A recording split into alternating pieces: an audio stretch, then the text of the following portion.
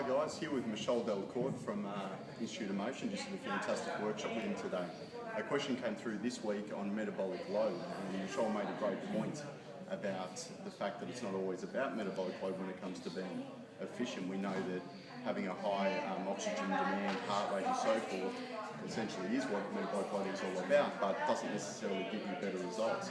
So Michol, can you talk a little bit about the research referred to a bit earlier and your take on it? Yeah, so if we're talking about maybe, let's say, events that are over 40 minutes, so endurance events that are 10K or over, the number one predictor of performance is generally not VO2 max. It's typically efficiency. Yeah. So let's be clear. I mean, VO2 max is very, very important as it delivers oxygen to a working system, working muscle, and so forth.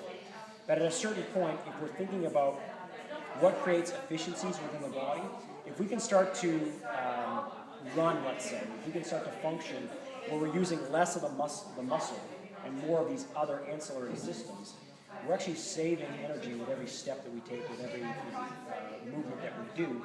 We're economizing motion because we're using less metabolically expensive tissue like muscle and more of these other tissues that yield hardly any metabolic demand at all.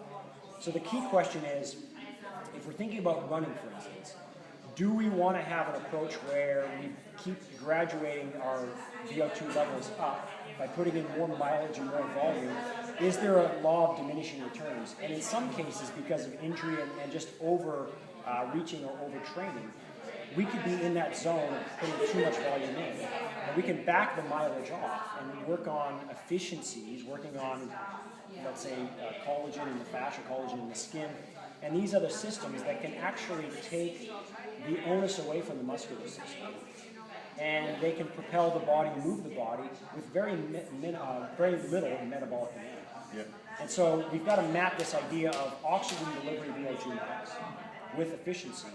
And when we talk about efficiency, we're talking about what other systems of our body can propel us, can move us with very little metabolic considerations. And typically, when we see athletes perform at a high level, they are more efficient than their counterparts. Yeah, absolutely, I agree with that. And what we covered today in terms of the Institute of Motion goes into a much greater depth other than what's just been covered. So if you have any more questions in regards to that, I highly recommend Michol and his work. Coming out to Sydney in November for a mentorship, so get down and see it. Thanks, Michol. Thank you, I appreciate you being here. No problem.